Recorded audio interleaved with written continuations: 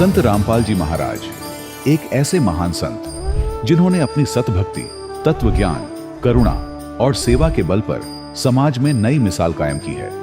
संत रामपाल जी महाराज की अगुवाई में उनके सभी सतलोक आश्रमों से समाज कल्याण के अद्भुत कार्यों ने समाज को सुनहरे भविष्य की एक नई उम्मीद दिखाई है। संत रामपाल जी महाराज से नाम दीक्षा लेने के बाद लाखों लोगों की लाइलाज बीमारियां जैसे कैंसर, एड्स आदि ठीक हुई। संत जी के ज्ञान से प्रेरित होकर उनके अनुयायियों ने लाखों यूनिट रक्तदान किया। संत जी ने लाखों बहन बेटियों का दहेज मुक्त विवाह करवाया।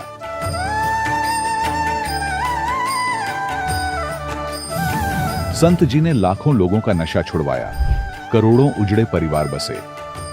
संत जी के आश्रमों में समागम के दौरान निःशुल्क नेत्र चिकित्सा, दंत चिकित्सा प्रदान की जाती है। संत रामपाल जी महाराज द्वारा समय समय पर पर्यावरण संरक्षण के उद्देश्य से बड़े स्तर पर वृक्षारोपण किया जाता है। संत जी ने जरूरतमंदों को तत्काल राहत पहुंचाने के लिए एम्बुलेंस सेवा शुरू की। संत जी अपने अनुयायियों को देहदान के लिए प्रेरित करते हैं, जिससे मानवता की सेवा और चिकित्सा क्षेत्र में सुधार हो सके। संत रामपाल जी महाराज के सभी आश्रमों में हर रोज निःशुल्क भंडारा आयोजित किया जाता है, जहां हर वर्ग, हर जाति और हर धर्म के लोग एक साथ बैठकर भोजन करते हैं।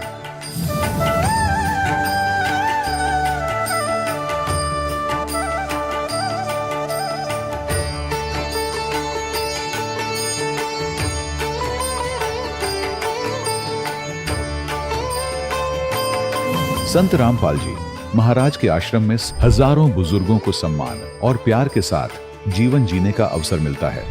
उनके खाने, रहने और स्वास्थ्य की पूरी जिम्मेदारी संत रामपाल जी महाराज उठाते हैं। अनाथ बच्चों के लिए संत रामपाल जी महाराज के सभी आश्रम किसी वरदान से कम नहीं।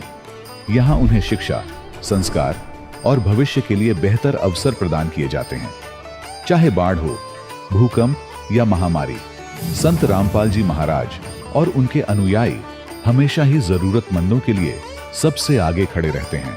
कोविड महामारी के दौरान संत रामपाल जी महाराज के आश्रमों से करोड़ों लोगों के लिए भोजन, दवाइयां और जीवन रक्षक सामग्रियां उपलब्ध कराई गई। चाहे गरीब की मदद हो या किसी शोषित और पीड़ित वर्ग के हक और सम्मान की लड़ाई, संत रामपाल जी महाराज ने हमेशा ही उनकी दबी आवाज को सरकारों तक पहुंचाया है और उन्हें उचित न्याय दिलवाने में अहम भूमिका अदा की है।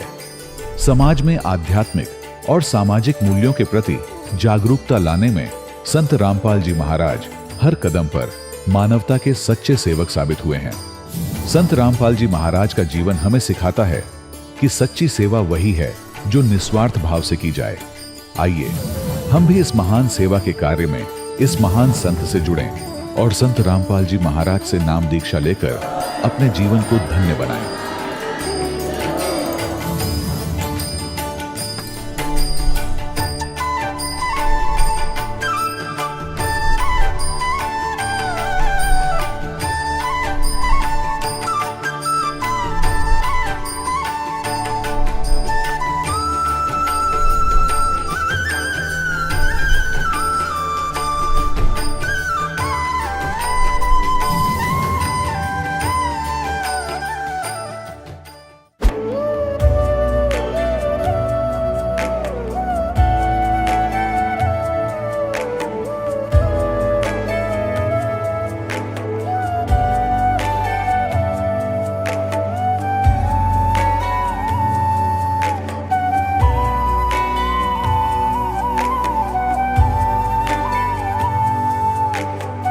प्रभु राम देव भगवान अल्लाह खुदा ईश आदि नाम एक ही शक्ति के हैं।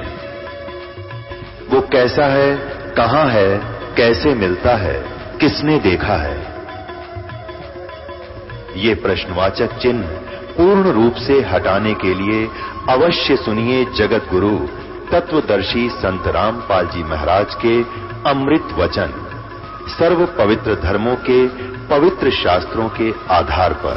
नमस्कार दर्शकों, ये कहानी है बेमेतरा छत्तीसगढ़ के भरत यदु जी की। भरत जी 2014 में सच्चे समाज सुधारक की शरण में नाम दीक्षा ली। इससे पहले वे पारंपरिक देवी देवताओं की पूजा और पाठ करते थे, लेकिन सही मार्गदर्शन के अभाव में कोई विशेष लाभ नहीं मिला। संत की शरण में आने के बाद उनकी जिंदगी में चमत्कार होने लगे। एक ऐसा समय आया जब डॉक्टरों ने कहा कि उनकी पत्नी का मां बनना असंभव है, लेकिन संत जी की कृपा से न केवल उन्होंने पुत्र प्राप्त किया, बल्कि सामान्य प्रसव के रूप में वह चमत्कारिक संतान का स्वागत किया। यह कहानी उन सभी के लिए प्रेरणा है जो जीवन में किसी न किसी समस्या से जूझ रहे हैं। तो आइए भरत जी से जुड़कर जाने कि कैसे उन्होंने अपना जीवन बदला, और सुनते हैं उनकी यह अद्भुत कहानी उन्हीं की जुबानी। नमस्कार सर। नमस्कार सर जी। सर क्या नाम है आपका? सर मेरा नाम भरत यदु है। भरत यदु जी आप कहाँ से हैं? सर मैं जिला बेमेतरा छत्तीसगढ़ से आया हूँ। भरत यदु जी संत रामपाल जी महाराज जी से आप कब जुड़े? मैंने संत रामपाल जी महाराज जी से 13 सितंबर सन 2014 को दीक्षा ली। संत रामपाल जी महाराज जी से जुड़ने से पहले आप क्या भक्ति साधना करते थे? सर मैं संत रामपाल जी महाराज जी से दीक्षा लेने से पहले हनुमान जी की, श्री कृष्ण जी की, लक्ष्मी, दुर्गा और गीता जी का पाठ करना, इन पूजाओं को मैं किया करता था जी। तो फिर क्या कारण बना कि आप संत रामपाल जी महाराज जी की शरण में गए? मेरे बड़े भाई उपदेश लिए थे सन 2013 में संत रामपाल जी महाराज जी से। उन्होंने मुझे एक पुस्तक दी, ज्ञान गंगा। उस पुस्तक को मैंने जब पढ़ा तो मुझे पता चला कि हम जो भक्ति कर रहे हैं वो शास्त्र के विरुद्ध है। शास्त्रों में पूर्ण परमात्मा कबीर साहब जी को बताया है, उसका मैंने पूरा प्रमाण देखा और मैंने संत रामपाल जी महाराज जी से दीक्षा लिया। संत रामपाल जी महाराज जी से जुड़ने के बाद क्या आपको कोई लाभ भी मिले? जी सर, कुछ विशेष लाभ आपको बताना चाहूँगा। सन 2020 में मेरी वाइफ का मिसगैरेज हो गया था, 2-2.5 महीने से पेट में थी। उसके बाद हम जब डॉक्टर के पास गए तो डॉक्टर ने कहा कि इसके हेल्थ बहुत ज़्यादा है, इसका माँ बनना इतना आसान नहीं है, बहुत मुश्किल है, नामुमकिन काम है। तो हम थोड़े से निराश हो गए। परमात्मा के ऊपर विश्वास था। परमात्मा ने सन 2021 में बहुत बड़ी दया की, हमारे पत्नी को गर्भ रहा और 20 सितंबर सन 2021 को परमात्मा की दया से हमें पुत्र प्राप्ति हुई। इस दौरान परमात्मा ने एक विशेष चमत्कार किया। जिस समय डिलीवरी के लिए हम हॉस्पिटल लेकर गए थे अपनी वाइफ को, तो डॉक्टरों का कहना था कि आपके जो बच्चा है उसका धड़कन बहुत कम चल रहा है, कुछ भी हो सकता है, नॉर्मल डिलीवरी का कोई चांस नहीं है, आप रिस्की फॉर्म भर दीजिए, अगर कुछ हो गया तो इसके जवाबदार आप रहेंगे। तो मैंने रिस्की फॉर्म भर दिया और सोचा कि परमात्मा जो करेंगे आप करेंगे। फिर मैंने संत रामपाल जी महाराज जी से जो नंबर आते हैं प्रार्थना नंबर, उसमें प्रार्थना लगाई। प्रार्थना लगाने के बाद 20 मिनट में ही संत रामपाल जी महाराज जी की दया हुई। नॉर्मल डिलीवरी में 4 किलो 600 ग्राम का जो है लड़का हुआ। इतनी बड़ी दया परमात्मा ने की। जो डॉक्टर जिसको असंभव बोल रहे थे कि नॉर्मल डिलीवरी होना असंभव है, ये चमत्कार परमात्मा ने किया। उसके बाद परमात्मा का एक और चमत्कार बताना चाहूँगा। मार्च 2022 में मेरे बच्चे को दस्त हो गया था। 3 दिन तक बहुत परेशान रहे, उसको हॉस्पिटल में भर्ती किए, उसको ग्लूकोज भी चढ़ाया गया। तीसरा दिन क्या हुआ, जो उसको ग्लूकोज चढ़ाया जाता था उसमें जो है उसके अंदर में जो बॉटल चढ़ाते वो जाना बंद हो गया। तो हम बहुत परेशान हो गए कि अब क्या होगा। उसके बाद संत रामपाल जी महाराज जी से प्रार्थना लगाई। प्रार्थना लगाने के बाद में संत रामपाल जी महाराज जी की ऐसी दया हुई, बिना दवाई के हमारा बच्चा जो है 2 दिन में ठीक हो गया और पहले जैसे खेलने कूदने लग गया। ये चमत्कार संत रामपाल जी महाराज जी ने किया। सन 2017 में मुझे टाइफाइड हो गया था और उसके बाद मैं कुछ हार्ड वर्क करने लग गया, शारीरिक मेहनत कुछ ज़्यादा हो गई, तो मेरा शरीर बहुत ज़्यादा कमज़ोर हो गया था। 11 अप्रैल सन 2017 को ऐसी स्थिति आ गई, जब मैं सुबह बिस्तर से उठा तो 1-2 कदम चला, उसके बाद मैं गिर पड़ा। मेरे सारे शरीर के हाथ पैर चलना, सब काम करना बंद कर दिए थे। फिर मुझे दोपहर में हॉस्पिटल ले गए, जो छोटे हॉस्पिटल ऐसे गांव में रहते हैं वहाँ पे। वहाँ उसने इंजेक्शन वगैरह लगाए, कुछ दवाइयाँ दी, वापस मैं घर आ गया। घर आने के बाद सर शाम और रात को मेरी तबीयत बहुत ज़्यादा ख़राब हो गई। फिर हमने रात को फिर एक डॉक्टर बुलवाया।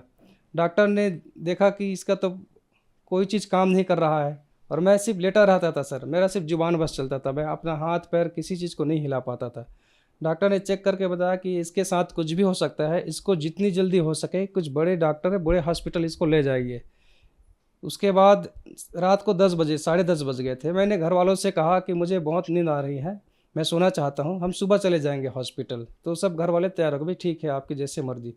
फिर मैंने संत रामपाल जी महाराज जी की जो बुक आती है ज्ञान गंगा, उसमें कबीर साहब जी और संत रामपाल जी महाराज जी का तस्वीर है।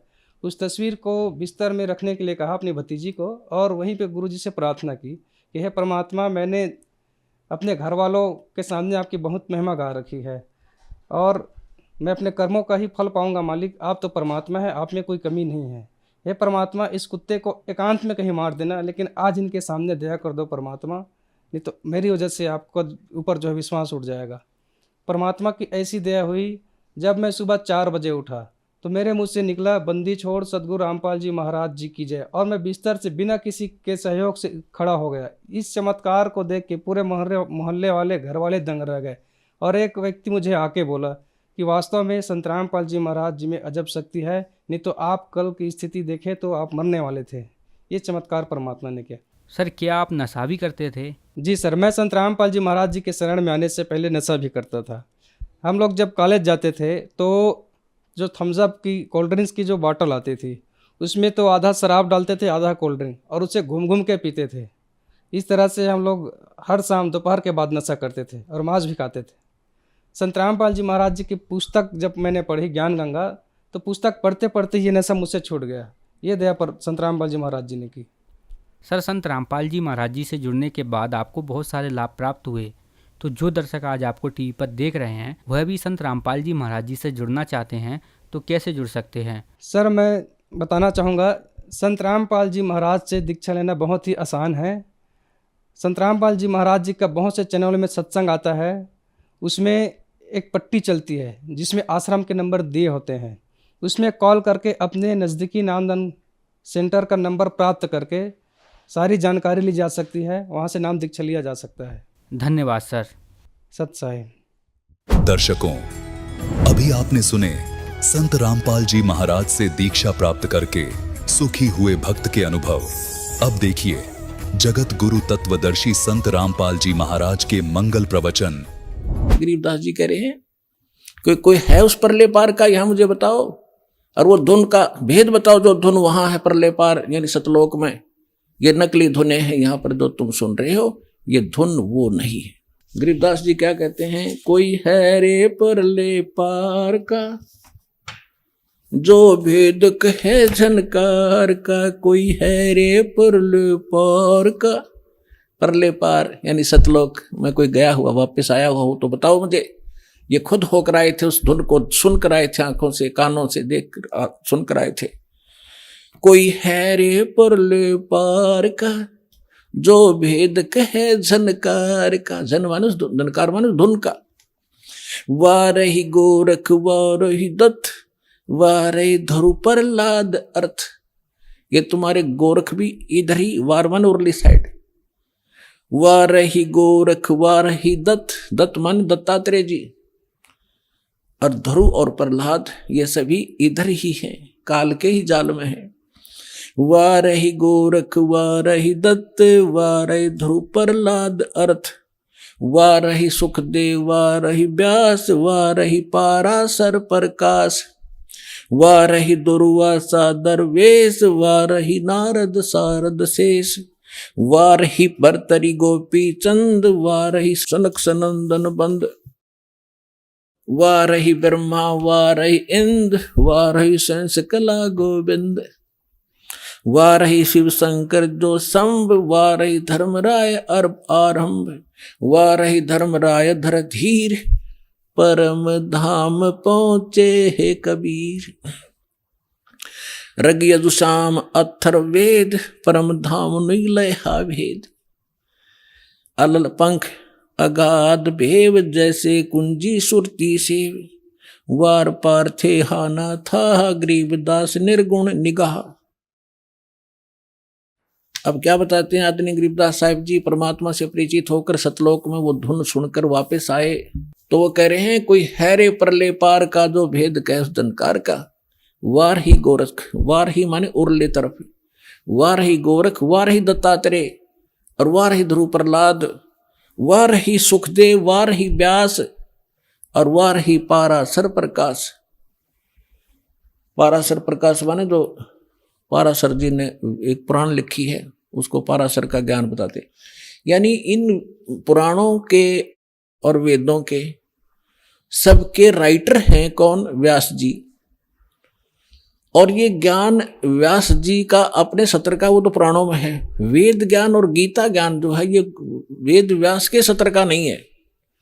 वेद व्यास जी के अंदर एक ऐसी एक गुण दृष्टि दे दी जाती है, दिव्य दृष्टि, जो भी हम वचन शब्द बोलते हैं ये कभी नाश नहीं होता, ये ब्रह्मांड में घूमता रहता है, पूरे के पूरे सेंटेंस घूमते रहते हैं। अब भाषाएं बदलती रहती हैं जिस कारण से वो आज ऋषि नहीं समझ पाते। तो परमात्मा एक ऐसा गुण देता है अपने ज्ञान को लिपिबद्ध कराने के लिए, तो वेद व्यास में दिया था। और उन्होंने वेदों को जो भी जैसा था एज इट इज लिख दिया, उसमें अपना कुछ भी नहीं मिलाया।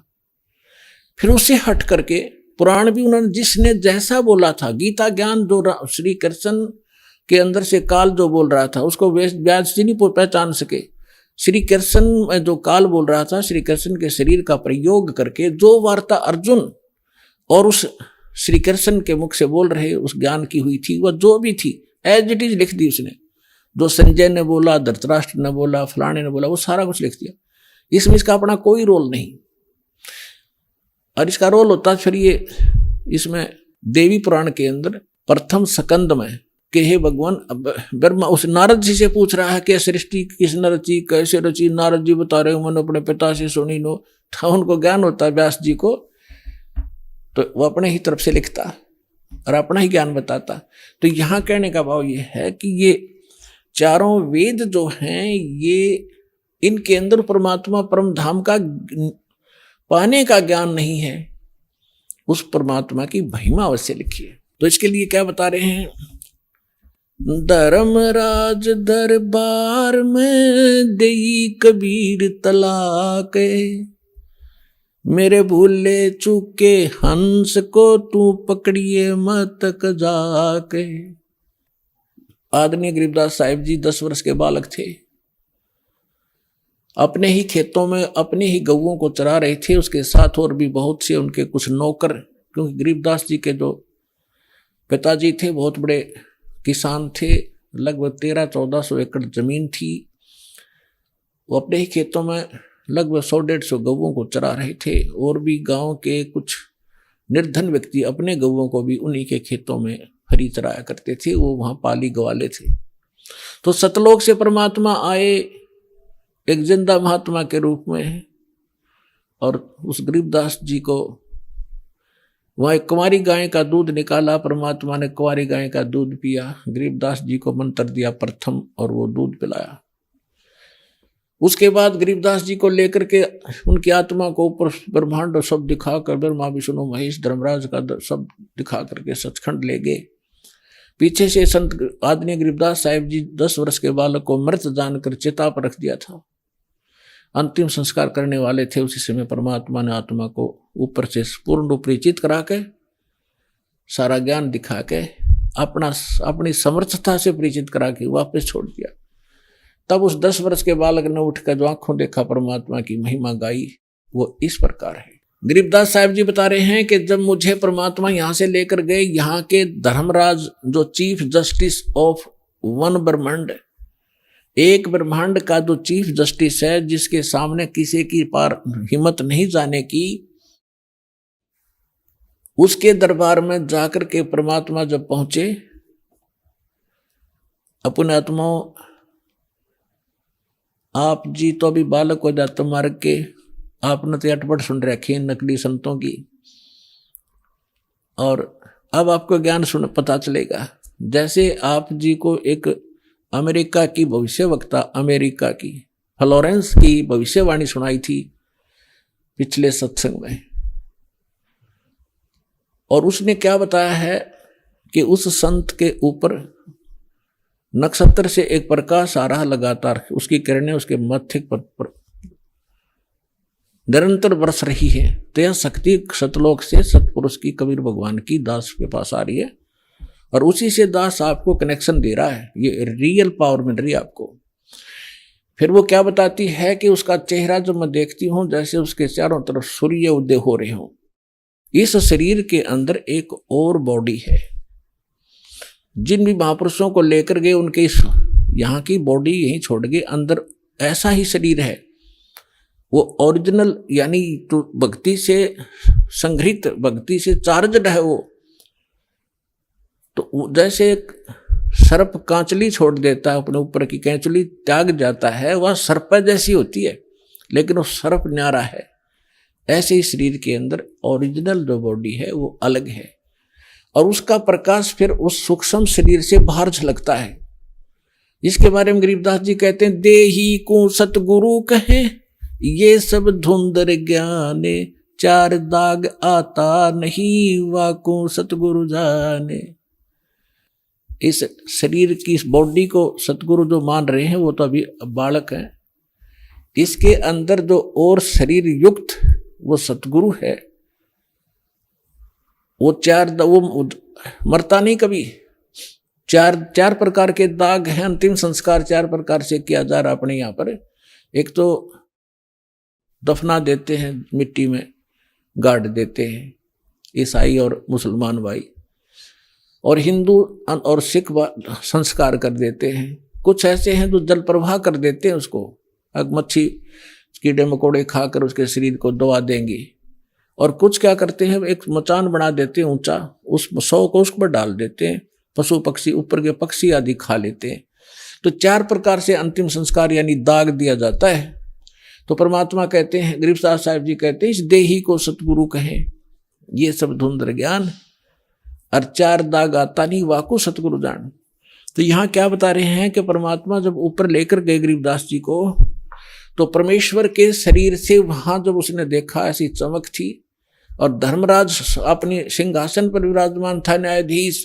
परमात्मा वहां प्रवेश किया, एकदम वो कुर्सी छोड़कर खड़ा हो गया, सिंहासन छोड़कर, और ऐसे जैसे एक उच्च अधिकारी के सामने बहुत निम्न सत्र का अधिकारी करबद्ध होकर के सावधान हो जाता है। धर्मराय दरबार, और वो डांट लगाता है उच्च अधिकारी छोटे अधिकारी को, अपना आदेश देता है अपनी लैंग्वेज में, और वो सब स्वीकार्य करता है, जो एक शिष्टाचार होता है। तो क्या कहते हैं, धर्मराज दरबार में देई कबीर तलाक, मेरे भूले चूके हंस को तू पकड़िए मत कजाक। जिस धर्मराज के सामने ब्रह्मा विष्णु महेश की हिम्मत नहीं जाके को अपशब्द बोल दे, ये तो आप यही देख लो, अपने चीफ जस्टिस के सामने प्रधानमंत्री की हिम्मत नहीं उसको जाके कुछ वहां, और उसके सामने भी प्रधानमंत्री खड़ा नहीं होगा, प्रधानमंत्री के सामने भी सिंहासन नहीं छोड़ेगा चीफ जस्टिस। हाँ, राष्ट्रपति जब जाएगा उसने पद छोड़ना पड़ेगा राष्ट्रपति के लिए, हमारे राष्ट्रपति इतने सर्वमान्य होते हैं। इसी प्रकार जब धर्मराज ने देखा कि राष्ट्रपति आगे यानी पूरी विश्व के मालिक एकदम कुर्सी छोड़कर खड़े हो गए, परमात्मा क्या कहने लगे, धर्मराज दरबार में देई कबीर तलाक, मेरे भूले चूके हंस को तू पकड़िए मत कजाक। कि मेरा हंस, और गलती से नाम भी त्याग दिया हो, गलती से ना ध्यान रहा हो, जानबूझ कर बकवाद करे, उसका तो माफी है नहीं। और किसी कारण से भी आपने नाम ले रखा है और आपका ना ध्यान रहा, फिर छोड़ छाड़ गए कुछ दिन, तो जब आपकी मृत्यु होगी तो परमात्मा कहते हैं आपको वहां ले जाया जाएगा धर्मराज के पास। तो क्या कहते हैं, आपने जो 2-4 साल भक्ति कर ली, 2-4 वर्ष संत दास के यथार्थ नाम की, तो इन सभी मंत्रों का जो जाप आप कर रहे हो शरीर के अंदर, ब्रह्मा जी, विष्णु जी, शिव जी, गणेश जी, दुर्गा जी का, इनकी बहुत सी भक्ति संग्रहित हो जाती है, क्योंकि ये बहुत गजब का मंत्र है। इसके आधार से फिर आपको कोई किसी को विष्णु जी के लोक में कुछ दिन जाना पड़ेगा, वहां अपनी पुण्य खत्म करोगे, फिर वहां से पुण्य खत्म होते ही आपको ब्रह्मा जी के लोक में भेज देंगे, वहां देवता बन करोगे, फिर विष्णु जी के लोक में, फिर शिव जी के लोक में, अपनी सारी पूंजी नाश करके, और फिर नरक लोक में। अब परमात्मा कहते हैं शिव ब्रह्मा, ये आगे बताऊंगा फिर। तो वहां जब धर्मदास जी को परमात्मा धर्मराज के दरबार में धमका रहे थे कि मेरे भूले चूके हंस को भी तो पकड़िए मत कजाक, खबरदार मेरे हंस को तूने, जिसने न्यू कह दिया कि मैं कबीर साहब का उपदेश ले रखा था, आपको पता ही होगा वो कौन सा नाम जाप कर रहा है, उसकी भक्ति से पता लग जाएगा, तो उसको पकड़ना नहीं। धर्मराज क्या कहते हैं, बोले पुरुष कबीर से धर्मराय कर जोड़े, तुमरे हंस को पकड़ू नहीं मन 2 लाख करोड़े। ने बोला जी आपके हंस न मैं नहीं पकड़ सकता, मैंने दोहाई है, लाख करोड़ दोहाई। फिर क्या बताता, अपनी व्यवस्था अपनी मजबूरी बता रहा है कि यहाँ का विधान है, जैसा कर्म जिसने किया है वो भोगना पड़ेगा। अब मेरे वो कागजों में होगा, तो यहाँ तो परमात्मा इस लिखत का हिसाब चलता है, जैसने जैसा कर्म किया वो भोगना पड़ेगा। आपकी शरण माने से पहले उस प्राणी ने जो आपसे बिछुड़ गया, उसके पाप भी होंगे पुण्य भी होंगे, तो मुझे तो दोनों का ही दंड देना पड़ेगा। तो परमात्मा क्या कहते हैं, मदहारी जारी नरा और भांग तमाकू खाई। यानी पहले कितनी गलती कर रखी है इसने। मद आहारी शराब पीने वाले, यानी और भी बहुत सी गलतियां जो कर दी हों, तमाकू भांग खाते हों, और पर्दा पर घर तकें, दूसरे की पत्नी में पूरी नीयत रखते हैं, दूसरे के घर को तकते हैं, यानी चोरी दाव लगाते हैं, उनको पकड़ूं के नहीं।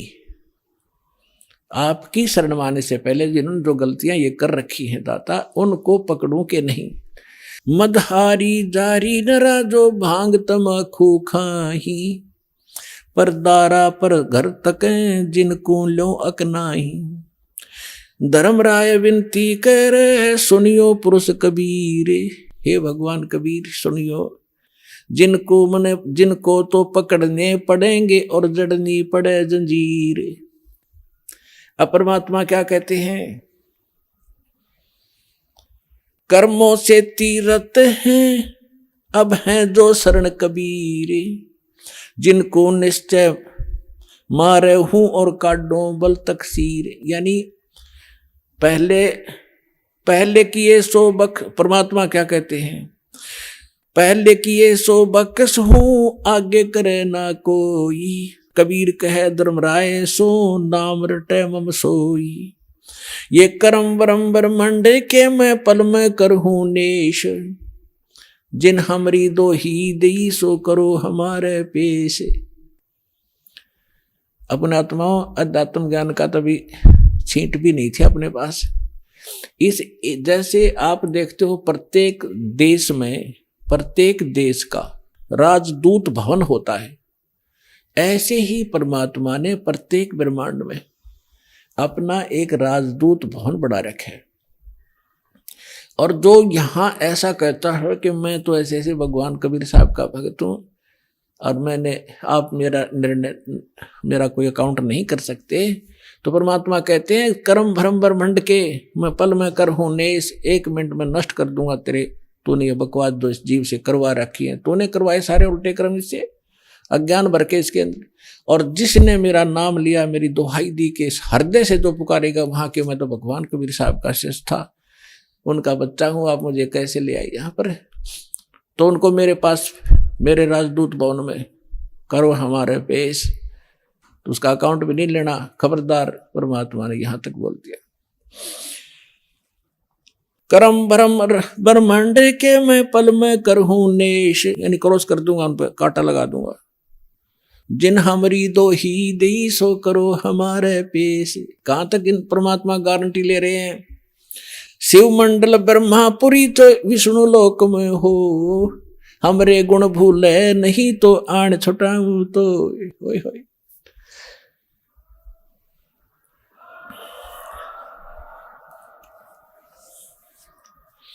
पुणात्माओं, आप ऐसे समर्थ की शरण में आगे हो,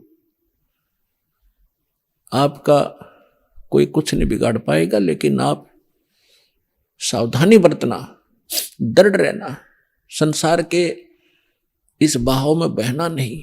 तो कितनी गारंटी दे रहे परमात्मा।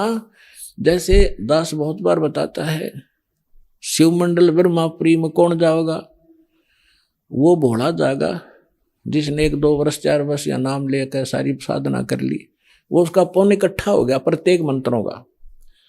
अब वो फिर उसको काल कैसे ठगेगा, विष्णु लोक में जाएगा, विष्णु जी के मंत्र आपको दिए जाते हैं, इतना गजब का मंत्र है।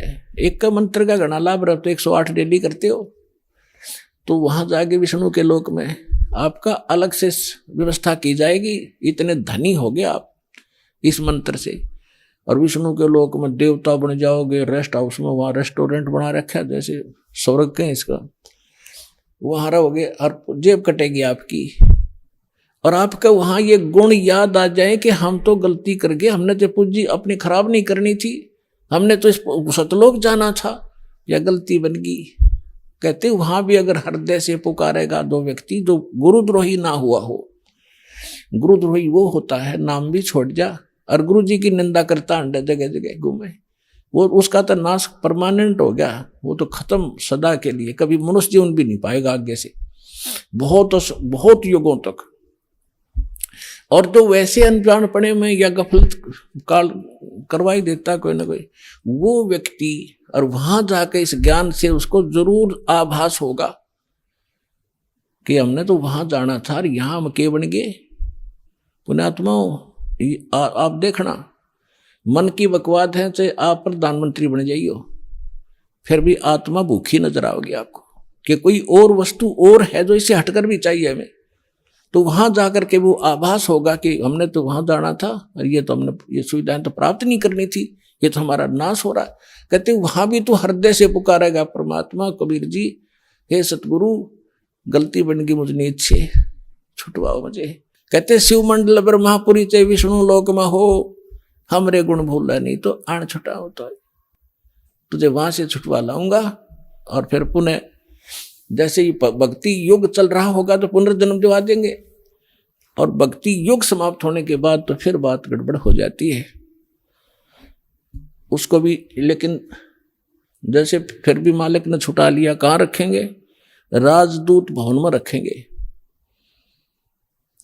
और वहां आपकी पूंजी को नाश नहीं होने देंगे, क्योंकि वहां भगवान के दरबार का, भगवान से फ्री सारा वस्तु मिलेगी आपको। लेकिन फिर आपको पुनः फिर जन्म दे देना पड़ेगा, क्योंकि मोक्ष तो यहीं से होगा। तो फिर नए सिरे भक्ति करोगे, गुरु के प्रति श्रद्धा रखोगे, ये सारी मर्यादा रखोगे, तो काम बहुत बढ़ गया। फिर आपका पृथ्वी पर जन्म दिया जाएगा तो आपके अंदर वही तीनों गुणों का दबाव होगा।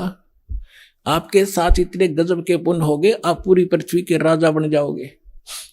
राजा बनोगे, फिर भगवान आएंगे, समझाएंगे रे क्या कर रहा है, ये रास्ता ठीक नहीं, तो नहीं सुनोगे आप। हमने धक्के खाते आ रही, तो इतना संग जन्म हो गया, हमने आप भटकता नहीं, हम सुनते नहीं भगवान की। पाप को सुनाने का तरीका दाता ने यूं अपनाया कि कलयुग में यूं कति पूंजी हीन हो लेगा, भक्ति इसकी रह को ना, इसकी दुर्गति शुरू होगी, और यूं सब जगह धक्के खा लेगा। जिन पूजाओं को श्रेष्ठ मानता था और जिन भगवानों को समर्थ मान रहा था, वहां भी इनको सहारा नहीं मिलेगा। फिर मेरे पास आएंगे तो यहाँ तो मालिक है, समर्थ है, आते सुख भी दूंगा, इनकी बुद्धि ठिकाना होगी, हाँ भगवान है तो यहाँ है, और फिर इनको मंत्र सुनाऊंगा, इनको फिर से चार्ज करूंगा। लेकिन पुण्यात्मा वो समय घना बढ़ा दिया आपने, तो यह गलती इब का ना करियो। नाम लो, दृढ़ रहो और भक्ति करो, कल्याण करवाओ।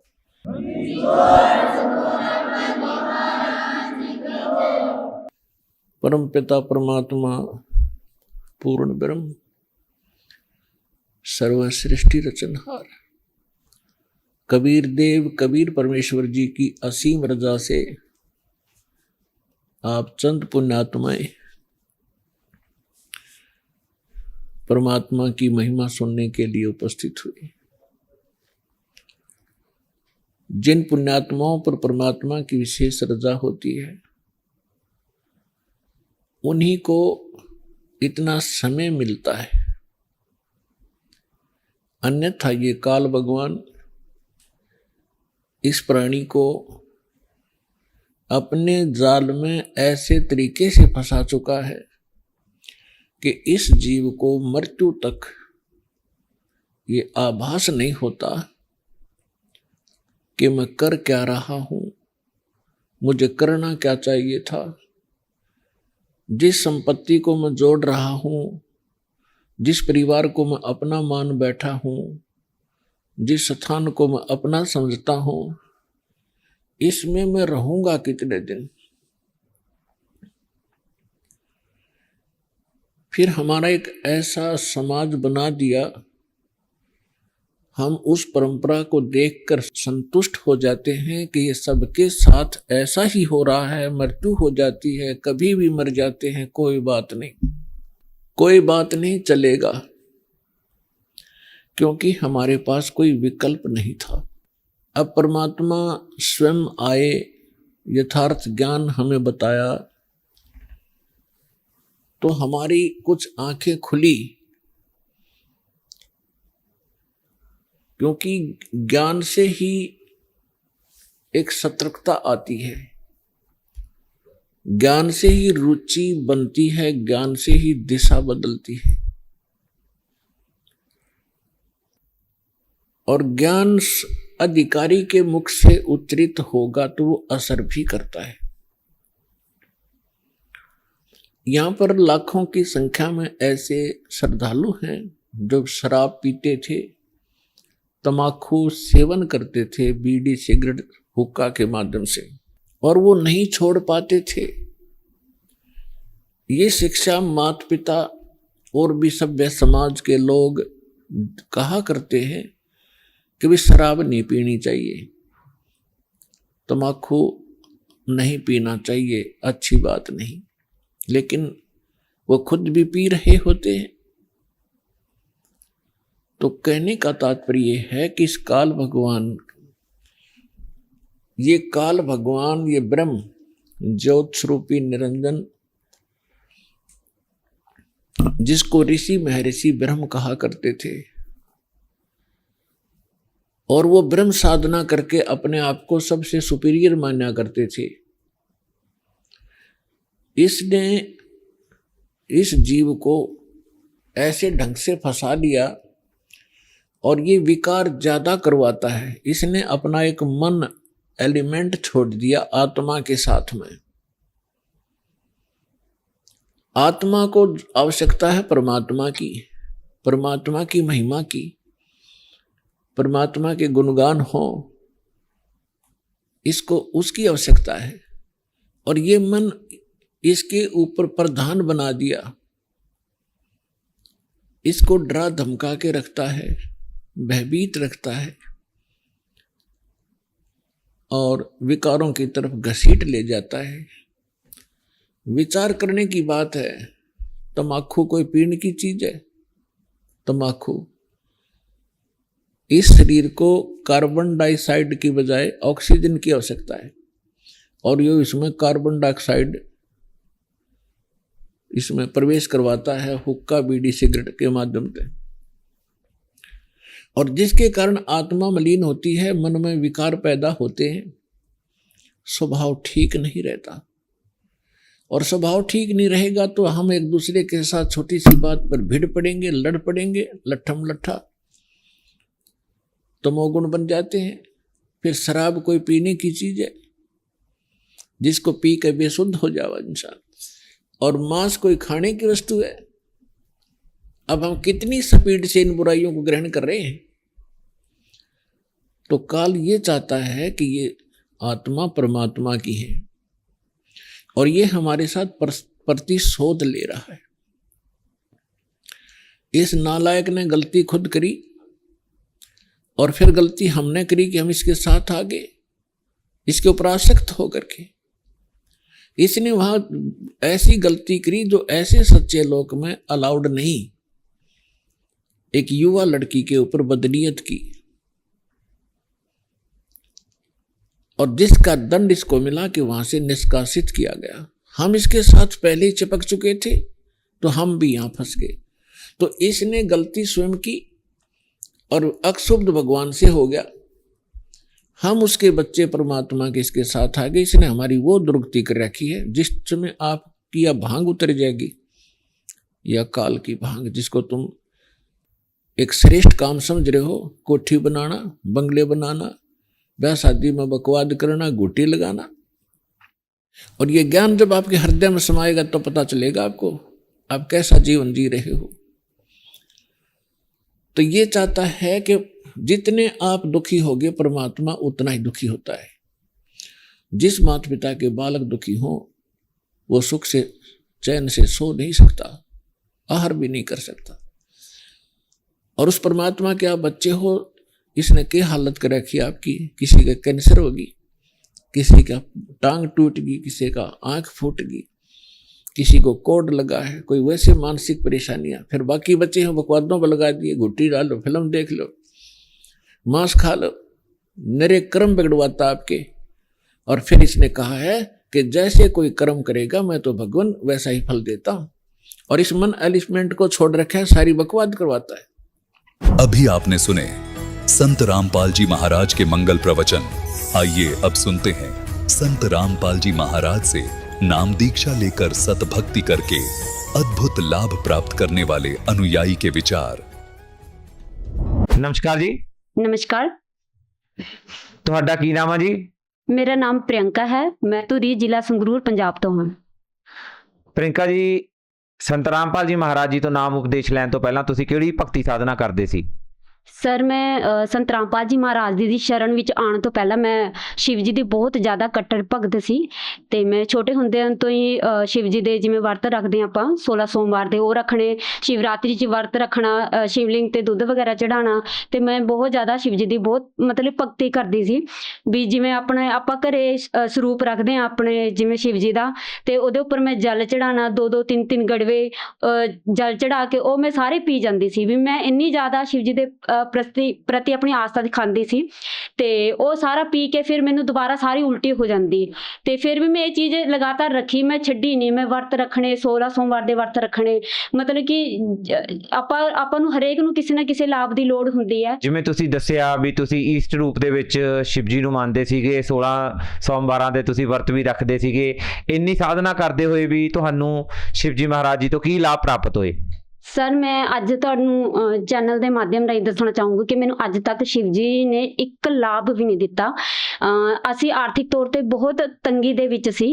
ਤੇ ਮਤਲਬ ਕਿ ਮੈਨੂੰ ਐ ਹੁੰਦਾ ਸੀ ਕਿ ਸਭ ਤੋਂ ਵੱਡਾ ਮੈਨੂੰ ਐ ਹੁੰਦਾ ਸੀ ਪ੍ਰਮਾਤਮਾ ਮੇਰੇ ਜਿਹੜਾ ਸਭ ਤੋਂ ਸਾਨੂੰ ਐ ਕਿਹਾ ਜਾਂਦਾ ਕਿ ਗਰੀਬ ਨੇ ਗਰੀਬ ਨੇ। ਮੈਂ ਕਹਿੰਦੀ ਸੀ ਪ੍ਰਮਾਤਮਾ ਸਾਡਾ ਗਰੀਬੀ ਦਾ ਟੈਗ ਹਟਾ ਦੇ, ਮੈਂ ਤੈਨੂੰ ਪ੍ਰਮਾਤਮਾ ਮੰਨਦੀ ਹਾਂ। ਮਤਲਬ ਮੈਂ ਹਰ ਟਾਈਮ ਸ਼ਿਵ ਜੀ ਅੱਗੇ ਇਹ ਪ੍ਰਾਰਥਨਾ ਕਰਨੀ ਕਿ ਪ੍ਰਮਾਤਮਾ ਚਾਹੇ ਮੇਰੇ ਪਾਪਾ ਦੀ ਜੋਬ ਦਾ ਕੋਈ ਸੈਟਿੰਗ ਕਰ ਦਿਓ, ਚਾਹੇ ਫਿਰ ਮੇਰੇ ਬ੍ਰਦਰ ਦੀ ਕਰ ਦਿਓ, ਜਾਂ ਮੈਨੂੰ ਕਿੱਥੇ ਜੋਬ ਲਾ ਦਿਓ। ਪਰ ਮੇਰੀ ਸ਼ਿਵ ਜੀ ਨੇ ਕਦੇ ਕੋਈ ਸੁਣਵਾਈ ਨਹੀਂ ਕਰੀ। ਜਿਵੇਂ ਤੁਸੀਂ ਦੱਸਿਆ ਵੀ ਤੁਹਾਡੇ ਪਰਿਵਾਰ ਦੇ ਵਿੱਚ ਆਰਥਿਕ ਤੰਗੀ ਚੱਲ ਰਹੀ ਸੀਗੀ, ਜਿਹਦੇ ਕਰਕੇ ਤੁਸੀਂ ਸਾਧਨਾ ਵੀ ਕਰ ਰਹੇ ਸੀ ਪਰੰਤੂ ਤੁਹਾਨੂੰ ਕੋਈ ਲਾਭ ਨਹੀਂ ਸੀ ਪ੍ਰਾਪਤ ਹੋ ਰਿਹਾ। ਸੰਤ ਰਾਮਪਾਲ ਜੀ ਮਹਾਰਾਜ ਜੀ ਦੀ ਸ਼ਰਨ ਦੇ ਵਿੱਚ ਕਿਵੇਂ ਆਏ? ਇਹ ਪਰਮਾਤਮਾ ਦੀ ਦਇਆ ਹੈ ਕਿ ਅੱਜ ਅਸੀਂ ਸੰਤ ਰਾਮਪਾਲ ਜੀ ਮਹਾਰਾਜ ਦੀ ਸ਼ਰਨ ਵਿੱਚ ਮੌਜੂਦ ਹਾਂ। 2013 ਦੇ ਵਿੱਚ ਅਸੀਂ ਮੇਰੇ ਪਾਪਾ ਜੋ ਟੀਵੀ ਚੈਨਲ ਚੇਂਜ ਕਰਦੇ ਕਰਦੇ ਉਹਨਾਂ ਨੇ ਦੇਖਿਆ ਸਾਧਨਾ ਚੈਨਲ ਤੇ ਕੋਈ ਸੰਤ ਰਾਧਾ ਸੁਆਮੀ ਪੰਥ ਬਾਰੇ ਕੁਝ ਦੱਸ ਰਿਹਾ ਹੈ। ਤੇ ਉੱਥੇ ਮੇਰੇ ਪਾਪਾ ਦਾ ਥੋੜਾ ਮਾਈਂਡ ਉਹ ਹੋਇਆ ਕਿ ਵੀ ਇੰਨੇ ਵੱਡੇ ਪੰਥ ਬਾਰੇ ਕੋਈ ਟੀਵੀ ਚੈਨਲ ਤੇ ਕਿਵੇਂ ਕੋਈ ਕੁਝ ਕਹਿ ਸਕਦਾ ਹੈ। ਤੇ ਮੇਰੇ ਪਾਪਾ ਨੂੰ ਐਂ ਹੀ ਹੋਇਆ ਕਿ ਆਪਾਂ ਨੂੰ ਦੇਖਣਾ ਚਾਹੀਦਾ ਹੈ। ਐਵੇਂ ਮੇਰੀ ਮੰਮੀ ਵੀ ਦੇਖਣ ਲੱਗੇ, ਹੌਲੀ ਹੌਲੀ ਅਸੀਂ ਦੇਖਣ ਲੱਗੇ। ਉਹਨਾਂ ਦੇ ਮਨ 'ਚ ਆਏ, ਉਹਨਾਂ ਨੇ ਗਿਆਨ ਗੰਗਾ ਬੁੱਕ ਆਰਡਰ ਕਰਵਾਈ ਚੈਨਲ ਤੇ ਜਿਹੜੇ ਆਪਣੇ ਪੱਟੀ ਚੱਲਦੀ ਹੈ ਉੱਥੋਂ, ਤੇ ਉਹਨਾਂ ਨੇ ਬੁੱਕ ਮੰਗਵਾ ਕੇ ਉਹ ਪੜ੍ਹੀ।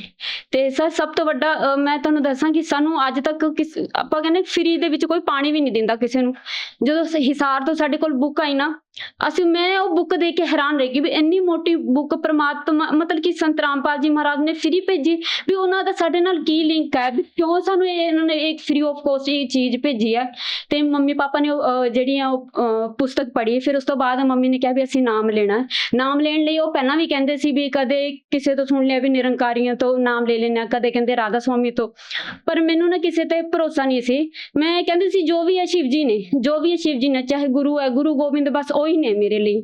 ਪਰ ਫਿਰ ਜਦੋਂ ਅਸੀਂ 2013 ਦੇ ਵਿੱਚ ਨਾਮ ਲਿੱਤਾ, ਫਿਰ ਐਵੇਂ ਕਰਕੇ ਅਸੀਂ ਸੰਤ ਰਾਮਪਾਲ ਜੀ ਮਹਾਰਾਜ ਦੀ ਸ਼ਰਨ ਵਿੱਚ ਆਏ ਜੀ। ਇਹੋ ਜਿਹਾ ਕੀ ਗਿਆਨ ਗੰਗਾ ਕਿਤਾਬ ਦੇ ਵਿੱਚ ਲਿਖਿਆ ਹੋਇਆ ਸੀਗਾ ਜਿਸ ਤੋਂ ਬਾਅਦ ਚੋਂ ਤੁਹਾਨੂੰ ਸੰਤ ਰਾਮਪਾਲ ਜੀ ਦੇ ਗਿਆਨ ਦੇ ਉੱਤੇ ਵਿਸ਼ਵਾਸ ਹੋਇਆ?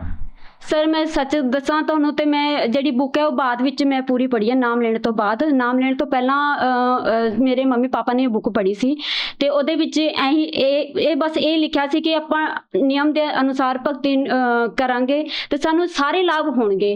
ਮੈਨੂੰ ਸੰਤ ਰਾਮਪਾਲ ਜੀ ਮਹਾਰਾਜ ਜੀ ਦਾ ਇਹੀ ਸਭ ਤੋਂ ਮੈਨੂੰ ਅਟਰੈਕਟ ਕਰੀ ਕਿ ਜਦੋਂ ਸੰਤ ਰਾਮਪਾਲ ਜੀ ਮਹਾਰਾਜ ਆਪਣੇ ਸਤਸੰਗ ਦੇ ਵਿੱਚ ਕਹਿੰਦੇ ਸੀ ਕਿ ਪੁੱਤ ਤੁਸੀਂ ਨਿਯਮ ਦੇ ਅਨੁਸਾਰ ਭਗਤੀ ਕਰੋਗੇ ਨਾ, ਨਿਯਮ ਦੇ ਵਿੱਚ ਰਹਿ ਕੇ ਭਗਤੀ ਕਰੋਗੇ, ਤੁਹਾਨੂੰ ਸਾਰੇ ਸੁੱਖ ਮਿਲਣਗੇ। ਕੇ ਇੱਥੇ ਵੀ ਸੁੱਖ ਮਿਲੂਗਾ, ਤੁਹਾਡਾ ਮੋਕਸ਼ ਵੀ ਹੋਊਗਾ। ਮੈਨੂੰ ਐ ਸੀ ਪ੍ਰਮਾਤਮਾ, ਮੈਂ ਜਿਵੇਂ ਸ਼ਿਵ ਜੀ ਦੇ ਨਾਲ ਲੱਗੀ ਆ ਵੀ ਇੰਨੀ ਮੈਂ ਉਹਦੇ ਹਿਰਦੇ ਨਾਲ ਭਗਤੀ ਕਰੀ, ਪਰ ਮੈਨੂੰ ਇੱਕ ਲਾਭ ਵੀ ਨਹੀਂ ਹੋਇਆ। ਮੈਂ ਕਿਹਾ ਜੀ ਪ੍ਰਮਾਤਮਾ, ਜੇ ਤੁਸੀਂ ਪ੍ਰਮਾਤਮਾ ਹੋ, ਜੇ ਮੈਨੂੰ ਕੁਝ ਲੱਗੂਗਾ ਮੇਰੇ ਘਰ ਦੇ ਵਿੱਚ ਕੋਈ ਚੇਂਜ ਆਇਆ ਹੈ, ਮੇਰੀ ਆਰਥਿਕ ਤੰਗੀ ਕੁਝ % ਘਟੀ ਹੈ, ਤੇ ਮੈਂ ਵੀ ਪ੍ਰਮਾਤਮਾ ਤੁਹਾਡੀ ਸ਼ਰਨ ਦੇ ਵਿੱਚ ਆਉਂਗੀ। ਸੰਤ ਰਾਮਪਾਲ ਜੀ ਮਹਾਰਾਜ ਜੀ ਦੀ ਸ਼ਰਨ ਦੇ ਵਿੱਚ ਆਉਣ ਤੋਂ ਬਾਅਦ ਚ ਤੁਹਾਨੂੰ ਕੀ ਲਾਭ ਪ੍ਰਾਪਤ ਹੋਏ? ਸਰ, ਸਭ ਤੋਂ ਵੱਡਾ ਲਾਭ ਜਿਹੜਾ ਆਪਣਾ ਅਧਿਆਤਮਿਕ ਲਾਭ ਹੈ ਕਿ ਪੂਰਨ ਪਰਮਾਤਮਾ ਕੌਣ ਹੈ, ਕਿਹਦੀ ਸਾਨੂੰ ਭਗਤੀ ਕਰਨੀ ਚਾਹੀਦੀ ਹੈ, ਮੋਕਸ਼ ਸਾਨੂੰ ਕਿਵੇਂ ਮਿਲੇਗਾ। ਸਭ ਤੋਂ ਵੱਡੀ ਗੱਲ, ਜੇ ਆਪਾਂ ਨੂੰ ਇਹ ਪਤਾ ਲੱਗ ਜਾਏ ਕਿ ਪੂਰਨ ਪਰਮਾਤਮਾ ਕੌਣ ਹੈ ਤੇ ਆਪਾਂ ਸ਼ਾਸਤਰ ਅਨੁਸਾਰ ਆਪਣੀ ਭਗਤੀ ਕਰਾਂਗੇ ਤਾਂ ਸਾਨੂੰ ਇੱਥੇ ਵੀ ਲਾਭ ਮਿਲਣਗੇ, ਅੱਗੇ ਮੋਕਸ਼ ਦੀ ਪ੍ਰਾਪਤੀ ਵੀ ਹੋਊਗੀ। ਜੇ ਸਾਨੂੰ ਪਰਮਾਤਮਾ ਹੀ ਪੂਰਾ ਨਹੀਂ ਮਿਲਿਆ ਤਾਂ ਫਿਰ ਸਾਨੂੰ ਕੀ ਲਾਭ ਮਿਲੂਗਾ? ਸਭ ਤੋਂ ਪਹਿਲਾ ਲਾਭ ਤਾਂ ਇਹ ਕਿ ਮੈਨੂੰ ਅਧਿਆਤਮਿਕ ਲਾਭ ਹੋਇਆ। ਦੂਜਾ, ਮੈਂ ਜੇ ਸੰਸਾਰਿਕ ਤੌਰ ਤੇ ਕਹਾਂ ਤੇ ਜਿਹੜਾ ਸਭ ਤੋਂ ਪਹਿਲਾ ਲਾਭ ਇਹ ਸੀ ਕਿ ਪ੍ਰਮਾਤਮਾ ਨੇ ਸਾਡਾ 6 ਮਹੀਨੇ ਦੇ ਅੰਦਰ ਸਰ ਕਰਜ਼ਾ ਜਿਹੜਾ ਹੈ ਉਹ ਖਤਮ ਕੀਤਾ। ਜਿਹੜਾ ਸਾਡਾ ਇਹ ਲਾ ਲਓ 4-5 ਸਾਲ ਤੋਂ ਸਾਡਾ ਕਰਜ਼ਾ ਨਹੀਂ ਖਤਮ ਹੋ ਰਿਹਾ ਸੀ, ਅਸੀਂ ਕਿਸੇ ਦਾ 1 ਰੁਪਇਆ ਵੀ ਵਾਪਿਸ ਨਹੀਂ ਮੋੜ ਸਕ ਰਹੇ ਸੀ। ਪਰਮਾਤਮਾ ਨੇ ਸਾਨੂੰ ਸਭ ਤੋਂ ਵੱਡਾ ਇੱਥੇ ਮੈਨੂੰ ਚਮਤਕਾਰ ਦਿਖਾਇਆ ਕਿ ਵੀ ਪਰਮਾਤਮਾ ਸਭ ਕੁਝ ਕਰ ਸਕਦਾ ਹੈ। ਇੱਕ ਗਰੀਬ ਲਈ, ਇੱਕ ਜਿਹੜਾ ਆਰਥਿਕ ਤੌਰ ਤੇ ਸਰ ਤੰਗੀ 'ਚ ਰਹਿੰਦਾ ਨਾ, ਉਹਦੇ ਲਈ ਸਭ ਤੋਂ ਵੱਡਾ ਭਗਵਾਨ ਉਹੀ ਹੋ ਜਾਂਦਾ ਹੈ ਜਿਹੜਾ ਉਹਨੂੰ ਆਰਥਿਕ ਤੰਗੀ ਤੋਂ ਉਭਾਰ ਦੇ। ਤੇ ਅੱਜ ਮੇਰੇ ਲਈ, ਅੱਜ ਦਾ ਅਸੀਂ ਸ਼ਾਸਤਰ ਅਨੁਸਾਰ ਦੇਖ ਲਿਆ ਕਿ ਵੀ ਜਿਹੜੇ ਸੰਤ ਰਾਮਪਾਲ ਜੀ ਮਹਾਰਾਜ ਨੇ ਪੂਰਨ ਸੰਤ ਨੇ, ਪਰ ਇਸ ਤੋਂ ਪਹਿਲਾਂ ਜਦੋਂ ਉਹਨਾਂ ਨੇ ਸਾਡੀ ਆਰਥਿਕ ਤੰਗੀ ਦੂਰ ਕੀਤੀ ਨਾ ਸਰ, ਮੈਂ ਉੱਥੇ ਹੀ ਉਹਨਾਂ ਨੂੰ ਪੂਰਨ ਪ੍ਰਮਾਤਮਾ ਮੰਨ ਲਿਆ ਸੀ। ਦੂਜੀ ਗੱਲ, ਜਦੋਂ ਅਸੀਂ ਦਿੱਲੀ ਦੇ ਵਿੱਚ ਗਏ, ਮੇਰੇ ਤੇ ਮੇਰੀ ਮੰਮੀ, ਸਾਡਾ ਵਿੱਚ ਰੋਡ ਦੇ ਵਿੱਚ ਐਕਸੀਡੈਂਟ ਹੋ ਗਿਆ ਸੀ, ਸਾਡਾ ਆਟੋ ਪਲਟ ਗਿਆ ਸੀ।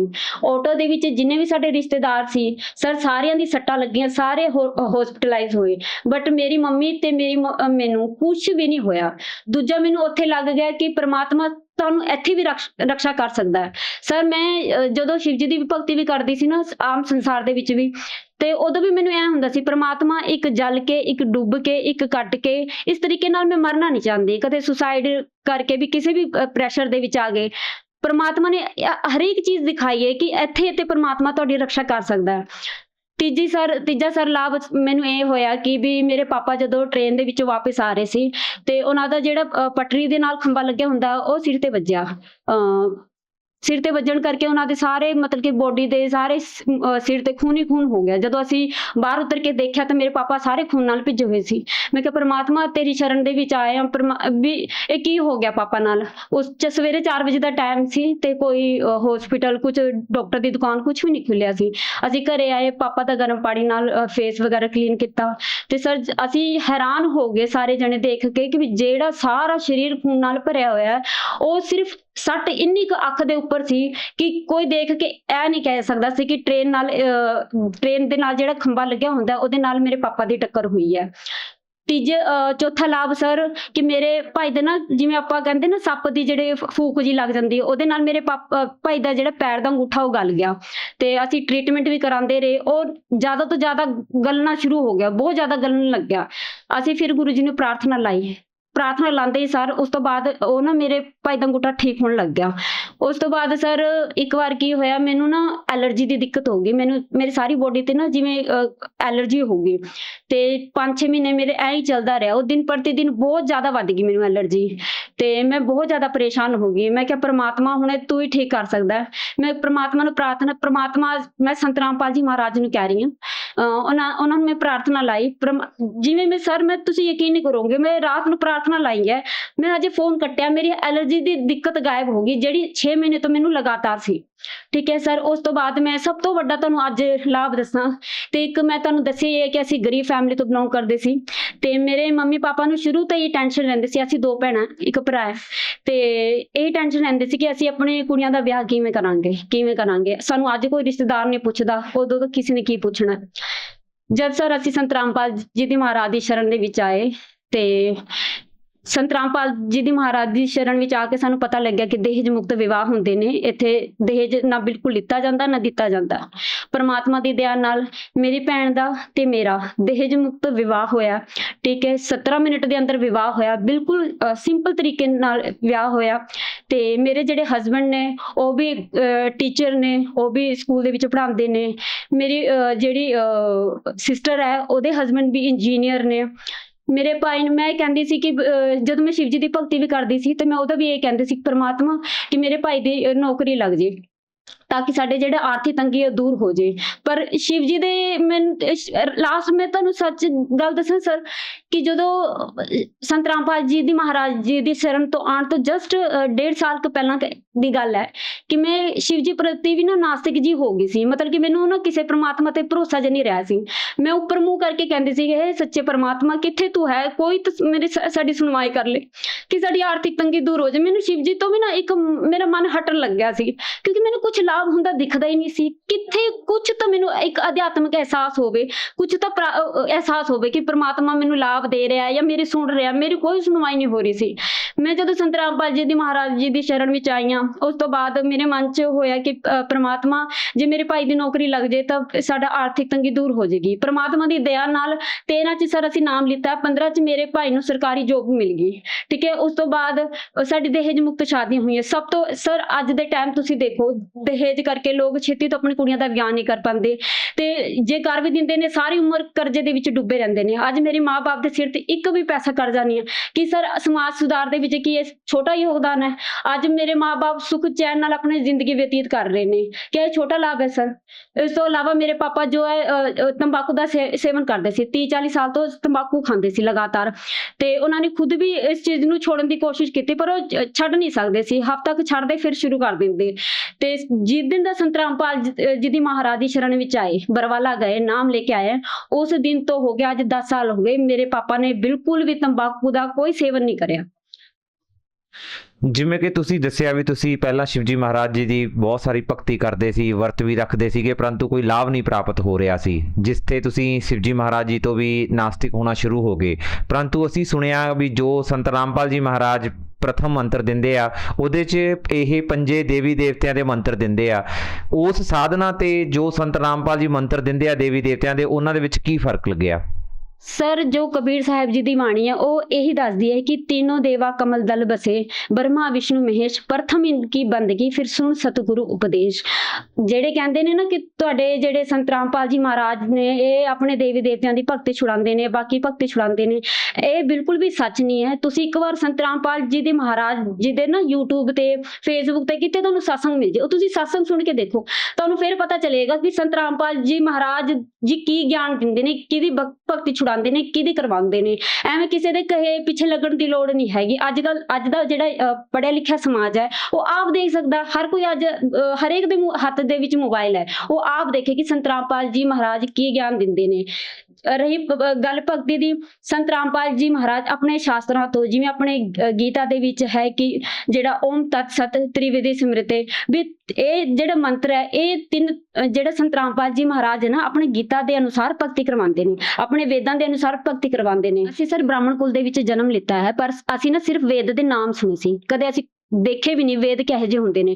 ਪਰ ਗੀਤਾ ਸਾਡੇ ਘਰ ਹੁੰਦੀ ਸੀ, ਪਰ ਉਹਦੇ ਵੀ ਮੇਰੀ ਮੰਮੀ ਦੱਸਦੇ ਹੁੰਦੇ ਸੀ ਕਿ ਇਹਦੇ ਨਿਯਮ ਨੇ, ਨਾ ਧੋ ਕੇ ਬੈਠਣਾ ਹੈ, ਐਵੇਂ ਨਹੀਂ ਬੈਠਣਾ, ਐਵੇਂ ਨਹੀਂ ਬੈਠਣਾ। ਤਾਂ ਉਸ ਡਰ ਦੇ ਮਾਰੇ ਅਸੀਂ ਕਦੇ ਗੀਤਾ ਖੋਲ ਕੇ ਨਹੀਂ ਦੇਖਦੇ ਸੀ ਉਹਦੇ ਵਿੱਚ ਕੀ ਹੈ। ਪਰ ਜਦ ਦੀ ਅਸੀਂ ਸੰਤ ਰਾਮਪਾਲ ਜੀ ਦੀ ਮਹਾਰਾਜ ਦੀ ਸ਼ਰਨ ਵਿੱਚ ਆਏ ਹਾਂ, ਚਾਰੋਂ ਵੇਦ, ਗੀਤਾ, ਵੇਦ, ਪੁਰਾਣ, ਬਾਈਬਲ, ਕੁਰਾਨ ਸ਼ਰੀਫ, ਪ੍ਰਮਾਤਮਾ ਨੇ ਸੰਤ ਰਾਮਪਾਲ ਜੀ ਮਹਾਰਾਜ ਨੇ ਸਾਰੇ ਸ਼ਾਸਤਰਾਂ ਦਾ ਗਿਆਨ ਖੋਲ ਕੇ ਸਾਡੇ ਅੱਗੇ ਧਰਤਾ ਵੀ ਇਹ ਆਪਣੇ ਸ਼ਾਸਤਰਾਂ ਵਿੱਚ ਇਹ ਲਿਖਿਆ ਹੈ, ਆਪਾਂ ਕੀ ਕਰ ਰਹੇ ਹਾਂ। ਮੈਂ ਸ਼ਿਵ ਜੀ ਦੀ ਭਗਤੀ ਕਰਦੀ ਸੀ, ਉਹਦੇ ਵਿੱਚ ਲਿਖਿਆ ਹੈ ਕਿ ਸ਼ਿਵ ਜੀ ਤੇ ਤਮੋ ਗੁਣ ਨੇ, ਉਹ ਇੱਕ ਗੁਣ ਨੇ, ਉਹਨਾਂ ਨੇ ਇੱਥੇ ਆਪਣੀ ਵਿਵਸਥਾ ਬਣਾ ਕੇ ਰੱਖਣੀ ਹੈ, ਉਹਨਾਂ ਦੀ ਇਹ ਡਿਊਟੀਆਂ ਨੇ, ਪਰ ਉਹ ਪੂਰਨ ਪ੍ਰਮਾਤਮਾ ਨਹੀਂ ਹੈ। ਗੀਤਾ ਦੇ ਵਿੱਚ ਤਾਂ ਪ੍ਰਮਾਤਮਾ ਕੋਈ ਹੋਰ ਦੱਸਿਆ।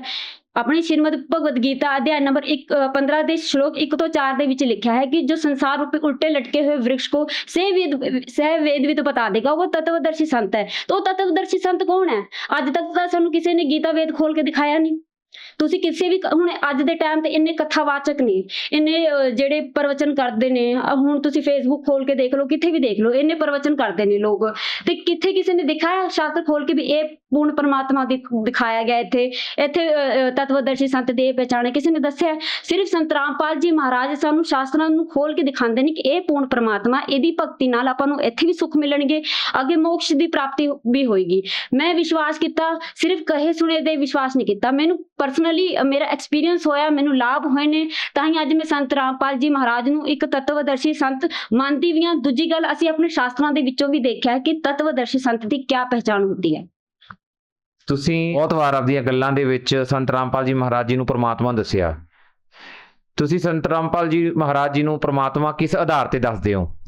ਸਰ ਸਭ ਤੋਂ ਵੱਡੀ ਗੱਲ ਹੈ ਜਿਹੜਾ ਅਸੀਂ ਕਬੀਰਪੰਥੀ ਹਾਂ ਤੇ ਕਬੀਰ ਸਾਹਿਬ ਜੀ ਦੀ ਬਾਣੀ ਹੈ, ਗੁਰੂ ਗੋਬਿੰਦ ਦੋਨੋਂ ਖੜੇ ਕਾਕੇ ਲਾਗੋਂ ਪਾਏ ਬਲਿਹਾਰੀ ਗੁਰੂ ਆਪ ਨੇ ਜਿਨ ਗੋਬਿੰਦ ਦਿਓ ਮਿਲਾਏ। ਕਿ ਸਾਨੂੰ ਸਭ ਤੋਂ ਪਹਿਲਾਂ ਆਪਣੇ ਗੁਰੂ ਦੇ ਚਰਨਾਂ ਨੂੰ ਛੂਹਣਾ ਚਾਹੀਦਾ ਹੈ, ਕਿਉਂਕਿ ਉਹਨੇ ਹੀ ਤੁਹਾਨੂੰ ਗੋਬਿੰਦ ਦਾ ਰਸਤਾ ਦੱਸਿਆ ਹੈ। ਹੁਣ ਸਰ ਸਵਾਲ ਇੱਥੇ ਇਹ ਖੜਾ ਹੁੰਦਾ ਹੈ ਕਿ ਗੁਰੂ ਤਾਂ ਇੰਨੇ ਸਾਰੇ ਨੇ, ਕਿਹਨੂੰ ਗੁਰੂ ਪੂਰਾ ਮੰਨੀਏ? ਅੱਜ ਕੱਲ ਹਰ ਕੋਈ ਕਹਿੰਦਾ ਹੈ ਕਿ ਮੈਂ ਵੀ ਗੁਰੂ ਪੂਰਾ, ਮੈਂ ਵੀ ਗੁਰੂ ਪੂਰਾ, ਪਰ ਇਹਦਾ ਆਪਾਂ ਨਿਸ਼ਕਰਸ਼ ਕਿੱਥੋਂ ਕੱਢਾਂਗੇ? ਇਹਦਾ ਨਿਸ਼ਕਰਸ਼ ਨਿਕਲੂਗਾ ਆਪਣੇ ਸ਼ਾਸਤਰਾਂ ਤੋਂ। ਸੰਤ ਰਾਮਪਾਲ ਜੀ ਮਹਾਰਾਜ ਜੀ ਦਾ ਸਮਾਜ ਸੁਧਾਰ ਦੇ ਵਿੱਚ ਕੀ ਯੋਗਦਾਨ ਆ? ਸਰ ਅੱਜ ਦੇ ਟਾਈਮ ਦੇ ਵਿੱਚ ਮੈਂ ਦੇਖਾਂ ਤਾਂ ਜੇ ਆਪਾਂ ਦੇਖਦੇ ਹਾਂ ਤਾਂ ਕੋਈ ਨਾ ਕੋਈ ਸਮਾਜ ਸੁਧਾਰ ਲਈ ਕੁਛ ਨਾ ਕੁਛ ਕਰ ਰਿਹਾ ਹੁੰਦਾ ਹੈ। ਪਰ ਜਿਹੜਾ ਸੰਤ ਹੁੰਦਾ ਹੈ ਨਾ, ਉਹ ਜਨ ਕਲਿਆਣ ਵੀ ਕਰਦਾ ਹੈ, ਜਨ ਜਿਹੜਾ ਹੈ ਸੁਧਾਰ ਵੀ ਕਰਦਾ ਹੈ। ਸੰਤ ਰਾਮਪਾਲ ਜੀ ਮਹਾਰਾਜ ਨੇ ਸਭ ਤੋਂ ਪਹਿਲਾਂ, ਜਿਵੇਂ ਸੰਤ ਰਾਮਪਾਲ ਜੀ ਮਹਾਰਾਜ ਜੀ ਦੇ ਜਿੰਨੇ ਵੀ ਭਗਤ ਨੇ ਨਾ, ਉਹ ਕਿਸੇ ਪ੍ਰਕਾਰ ਦਾ ਕੋਈ ਨਸ਼ਾ ਨਹੀਂ ਕਰਦੇ। ਤੁਸੀਂ ਪੰਜਾਬ ਦੇ ਵਿੱਚ ਦੇਖ ਲਓ ਕਿੰਨਾ ਨਸ਼ਾ ਫੈਲਿਆ ਹੋਇਆ ਹੈ, ਹਰ ਕੋਈ ਦੇਖ ਲਓ ਚਿੱਟਾ ਚਿੱਟਾ ਚਿੱਟਾ। ਪਰ ਸੰਤ ਰਾਮਪਾਲ ਜੀ ਮਹਾਰਾਜ ਜੀ ਕਹਿੰਦੇ ਨੇ ਕਿ ਜਿਹੜੀ ਮੇਰੀ ਸ਼ਰਨ ਦੇ ਵਿੱਚ ਆ ਗਿਆ ਉਹਨੇ ਬੀੜੀ ਨੂੰ ਹੱਥ ਵੀ ਨਹੀਂ ਲਾਣਾ, ਕਿਸੇ ਨੂੰ ਲਿਆ ਕੇ ਵੀ ਨਹੀਂ ਦੇਣਾ। ਇਸ ਤੋਂ ਵੱਡਾ ਸਮਾਜ ਸੁਧਾਰ ਕੀ ਹੋਊਗਾ? ਦੂਜੀ ਗੱਲ, ਦਹੇਜ ਮੁਕਤ ਵਿਵਾਹ। ਜਦ ਮੈਂ ਤੁਹਾਨੂੰ ਹੁਣੇ ਦੱਸਿਆ ਕਿ ਮੈਂ ਤੇ ਮੇਰੀ ਸਿਸਟਰ ਦਾ ਜਿਹੜਾ ਵਿਆਹ ਹੈ ਬਿਲਕੁਲ ਦਹੇਜ ਮੁਕਤ ਹੋਇਆ, ਸਿੰਪਲ ਸ਼ਾਦੀ ਹੋਈ ਹੈ ਤੇ ਸਾਨੂੰ ਕਿਸੇ ਪ੍ਰਕਾਰ ਦਾ ਕੋਈ ਦੁੱਖ ਨਹੀਂ ਤਾਂ ਸਾਰੀ ਉਮਰ ਜਿਹੜੇ ਮਾਂ-ਬਾਪ ਹੈ ਆਪਣੀ ਕੁੜੀਆਂ ਦਹੇਜ ਦੇਣ ਤੋਂ ਬਾਵਜੂਦ ਵੀ ਸਰ ਹਰ ਸਾਲ ਕਦੇ ਇਹ ਫਲਾਣਾ ਸਮਾਨ ਭਿਜਾਓ, ਕਦੇ ਸਮਾਨ ਦਿਓ ਕੁੜੀ ਨੂੰ। ਤੇ ਸੰਤ ਰਾਮਪਾਲ ਜੀ ਦੀ ਮਹਾਰਾਜ ਦੀ ਸ਼ਰਨ ਵਿੱਚ ਆ ਕੇ ਲੱਖਾਂ ਲੋਕਾਂ ਦੀ ਜਿਹੜੀ ਹੈ ਦਹੇਜ ਮੁਕਤ ਸ਼ਾਦੀਆਂ ਹੋਈਆਂ ਨੇ। ਇਹਦੇ ਵਿੱਚ ਇਹ ਦੇਖ ਲਓ ਕਿੰਨਾ ਸਮਾਜ ਸੁਧਾਰ ਹੈ। ਤੀਜੀ ਗੱਲ, ਜਿਹੜੇ ਸੰਤ ਰਾਮਪਾਲ ਜੀ ਮਹਾਰਾਜ ਹਰ ਸਾਲ 6 ਮਹੀਨੇ 'ਚ 3 ਦਿਨਾਂ ਲਈ ਧਰਮ ਭੰਡਾਰੇ ਕਰਦੇ ਨੇ। ਉਹਦੇ ਵਿੱਚ ਬਲੱਡ ਡੋਨੇਸ਼ਨ ਕੈਂਪ ਲੱਗਦਾ ਹੈ, ਕਿੰਨਾ ਖੂਨਦਾਨ ਹੁੰਦਾ ਹੈ, ਦੇਹਦਾਨ ਹੁੰਦਾ ਹੈ। ਕੋਰੋਨਾ ਦੇ ਟਾਈਮ ਘਰ ਸੰਤ ਰਾਮਪਾਲ ਜੀ ਮਹਾਰਾਜ ਨੇ ਜਿਹੜੇ ਰਾਸ਼ਨ ਦੇ ਜਿਹੜੇ ਪੈਕਟ ਭੇਜੇ ਨੇ। ਜਿੱਥੇ ਵੀ ਸੰਤ ਰਾਮਪਾਲ ਜੀ ਦੀ ਮਹਾਰਾਜ ਜੀ ਦੀ ਯੋਗਦਾਨ ਦੀ ਲੋੜ ਹੁੰਦੀ ਹੈ, ਸੰਤ ਰਾਮਪਾਲ ਜੀ ਮਹਾਰਾਜ ਤੇ ਉਹਨਾਂ ਦੇ ਸ਼ਿਸ਼ ਅੱਗੇ ਹੋ ਕੇ ਉਹ ਆਪਣੀ ਸਮਾਜ ਸੇਵਾ ਦੇ ਵਿੱਚ ਕੰਮ ਕਰਦੇ ਨੇ। ਇਹਦੇ ਨਾਲ ਸਤ ਭਗਤੀ ਦਿੰਦੇ ਨੇ, ਮੋਕਸ਼ ਮੰਤਰ ਦਿੰਦੇ ਨੇ, ਕਿਵੇਂ ਪੂਰਨ ਪਰਮਾਤਮਾ ਦੀ ਭਗਤੀ ਕਰਨੀ ਹੈ, ਪੂਰਨ ਪਰਮਾਤਮਾ ਕੌਣ ਹੈ, ਕਿਵੇਂ ਆਪਾਂ ਨੂੰ ਉਹਦੀ ਪ੍ਰਾਪਤੀ ਹੋ ਸਕਦੀ। ਇਹ ਸਾਰਾ ਕੁਝ ਆਪਣੇ ਸ਼ਾਸਤਰਾਂ। ਤੁਸੀਂ ਸੰਤ ਰਾਮਪਾਲ ਜੀ ਮਹਾਰਾਜ ਜੀ, ਮੈਂ ਨਹੀਂ ਕਹਿੰਦੀ ਤੁਸੀਂ ਸੰਤ ਰਾਮਪਾਲ ਜੀ ਮਹਾਰਾਜ ਜੀ ਤੇ ਅੱਖਾਂ ਬੰਦ ਕਰਕੇ ਵਿਸ਼ਵਾਸ ਕਰੋ। ਤੁਸੀਂ ਆਪਣੇ ਸ਼ਾਸਤਰਾਂ ਨੂੰ ਖੋਲ ਕੇ ਦੇਖੋ ਕਿ ਗੱਲ ਸੱਚੀ ਹੈ। ਤੁਹਾਨੂੰ ਕਿਸੇ ਤੇ ਯਕੀਨ ਕਰਨ ਦੀ ਲੋੜ ਹੀ ਨਹੀਂ, ਤੁਹਾਨੂੰ ਆਪੇ ਪਤਾ ਲੱਗ ਜਾਏਗਾ। ਜੇ ਤੁਸੀਂ ਆਪਣੇ ਸ਼ਾਸਤਰਾਂ ਨੂੰ ਮੰਨਦੇ ਹੋ ਤਾਂ ਤੁਸੀਂ ਆਟੋਮੈਟਿਕਲੀ ਜੋ ਹੈ ਸੰਤ ਰਾਮਪਾਲ ਜੀ ਮਹਾਰਾਜ ਜੀ ਦੀ ਜਿਹੜੀ ਗੱਲ ਹੈ ਉਸ ਤੇ ਵਿਸ਼ਵਾਸ ਕਰਨ ਤੇ ਮਜਬੂਰ ਹੋਵੋਗੇ। ਭਗਤ ਸਮਾਜ ਨੂੰ ਕੀ ਸੰਦੇਸ਼ ਦੇਣਾ ਚਾਹੁੰਦੇ ਹੋ? ਸਰ ਮੈਂ ਭਗਤ ਸਮਾਜ ਨੂੰ ਹੱਥ ਜੋੜ ਕੇ ਬੇਨਤੀ ਕਰਦੀ ਹਾਂ ਕਿ ਜੋ ਵੀ ਅੱਜ ਮੈਨੂੰ ਇਸ ਟਾਈਮ ਸੁਣ ਰਿਹਾ ਹੈ ਕਿ ਪਲੀਜ਼ ਇੱਕ ਵਾਰ ਤੁਸੀਂ ਸੰਤ ਰਾਮਪਾਲ ਜੀ ਮਹਾਰਾਜ ਜੀ ਦੇ ਸਤਸੰਗ ਫੇਸਬੁੱਕ, YouTube, ਕਿੱਥੇ ਵੀ ਤੁਹਾਨੂੰ ਮਿਲੇ, ਪਲੀਜ਼ 5 ਮਿੰਟ 10 ਮਿੰਟ ਕੱਢ ਕੇ ਜ਼ਰੂਰ ਸੁਣੋ। ਤੁਹਾਨੂੰ ਪਤਾ ਲੱਗੇਗਾ ਕਿ ਸੰਤ ਰਾਮਪਾਲ ਜੀ ਮਹਾਰਾਜ ਕੀ ਗਿਆਨ ਦਿੰਦੇ ਨੇ। ਸੰਤ ਰਾਮਪਾਲ ਜੀ ਮਹਾਰਾਜ ਕਹਿੰਦੇ ਨੇ ਕਿ ਜੀਵ ਹਮਾਰੀ ਜਾਤੀ ਹੈ, ਮਾनुष धर्म हमारा, हिंदू मुस्लिम सिख ईसाई धर्म नहीं कोई न्यारा। तो संत रामपाल जी महाराज ਕਿਸੇ ਧਰਮ ਨੂੰ ਪ੍ਰਮੋਟ ਨਹੀਂ ਕਰਦੇ। ਸੰਤ ਰਾਮਪਾਲ ਜੀ ਮਹਾਰਾਜ ਇੱਕ ਮਾਨਵ ਧਰਮ ਲਈ ਕਾਰਜ ਕਰ ਰਹੇ ਨੇ ਤੇ ਮੇਰੇ ਸਭ ਨੂੰ ਹੱਥ ਜੋੜ ਕੇ ਇੱਕ ਬੇਨਤੀ ਹੈ, ਇੱਕ ਪ੍ਰਾਰਥਨਾ ਹੈ ਕਿ ਤੁਸੀਂ ਜ਼ਰੂਰ ਸੰਤ ਰਾਮਪਾਲ ਜੀ ਮਹਾਰਾਜ ਦੇ ਸਤਸੰਗ ਸੁਣੋ। ਤੇ ਜਿਹੜੇ ਥੱਲੇ ਪੀਲੀ ਬੱਟੀ ਚੱਲਦੀ ਹੈ ਉਹਦੇ ਤੇ ਨੰਬਰ ਲਿਖੇ ਹੁੰਦੇ ਨੇ, ਤੁਸੀਂ ਉਹਦੇ ਤੇ ਕੰਟੈਕਟ ਕਰਕੇ ਨਾਮਦਾਨ ਕੇਂਦਰ ਜਾਂ ਪੁਸਤਕ ਲੈ ਸਕਦੇ ਹੋ। ਤੁਸੀਂ ਪੜੋ, ਇੱਕ ਵਾਰ ਸੰਤ ਰਾਮਪਾਲ ਜੀ ਦੇ ਸਤਸੰਗ ਸੁਣੋ, ਤੁਹਾਨੂੰ ਗਿਆਨ ਹੋਏਗਾ ਕਿ ਸੰਤ ਰਾਮਪਾਲ ਜੀ ਮਹਾਰਾਜ ਕੀ ਗਿਆਨ ਦਿੰਦੇ ਨੇ ਤੇ ਆਪਾਂ ਨੂੰ ਕਿਵੇਂ ਮੋਕਸ਼ ਦੀ ਪ੍ਰਾਪਤੀ ਹੋਊਗੀ। ਬਹੁਤ ਬਹੁਤ ਧੰਨਵਾਦ ਜੀ। ਧੰਨਵਾਦ ਜੀ।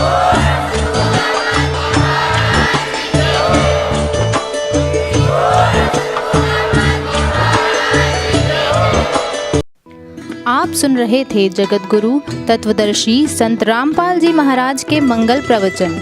अधिक जानकारी के लिए संपर्क करें।